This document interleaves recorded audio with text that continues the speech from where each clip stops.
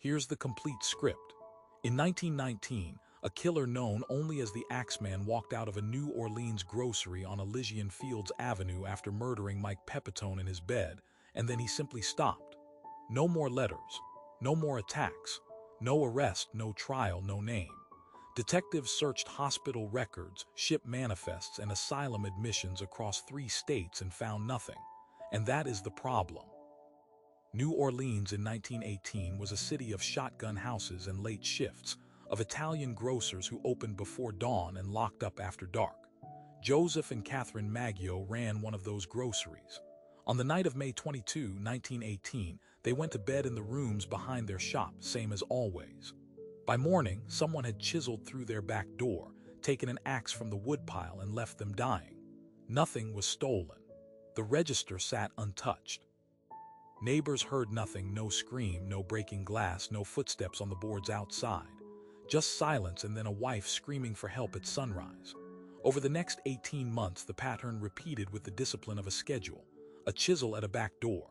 A panel removed with care, not force. The homeowner's own axe used, then left behind, wiped clean or not wiped at all. Louis Bessumer in June 1918. Mrs. Edward Schneider, 8 months pregnant in August. The Romano house that same month, where 18-year-old Charles heard something and ran toward it, and saw only a shape leaving through the door he himself had bolted. Each time, the entry point showed no forced break-in in the way anyone expected. Each time, the axe belonged to the house already.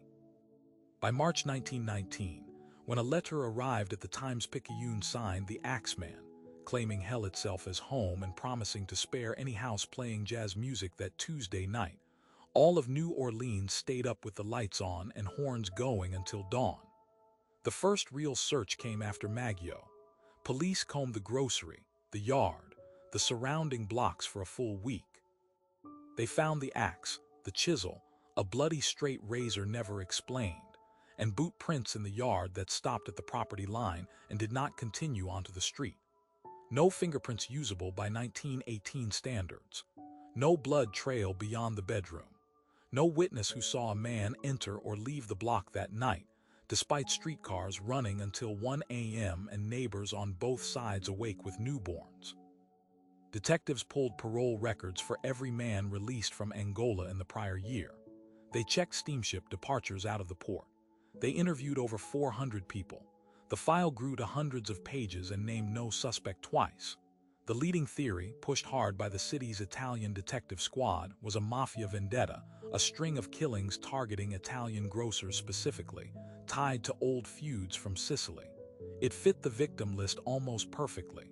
Almost. Investigators built a case around a grocer's rivalry gone bloody, quietly generational, quietly enforced. Then came the fact that broke it. Not every victim was Italian. Not every victim owned a grocery. Mrs. Schneider was neither.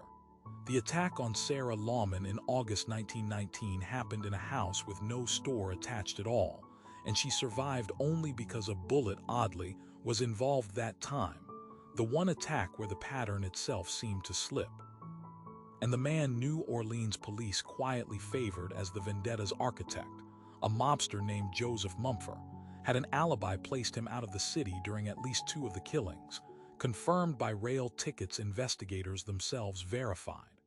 The theory that explained everything explained, at most, half the cases. Nobody could make the other half fit any single motive. Here is the detail the file never resolves. In October 1921, 2 years after the last attack, a widow named Esther Albano shot and killed Mumford in Los Angeles, claiming he had extorted her late husband, Mike Pepitone, the Axeman's final victim. Police quietly closed the case on the theory that Mumford was the killer and justice, in a sense, had found him anyway. But no physical evidence, no chisel, no axe, no letter in his hand was ever tied to him. The closure was a story police told to stop looking, not a conclusion drawn from anything found. The axes, the chisels, all of it went into evidence rooms that no longer have anything to show for it. The Axeman case remains formally unsolved in the New Orleans Police Archive, filed but never closed with proof. No confession surfaced. No forensic match was ever possible. The letters stopped the same year the killings did, and nobody has explained why both endings arrived together.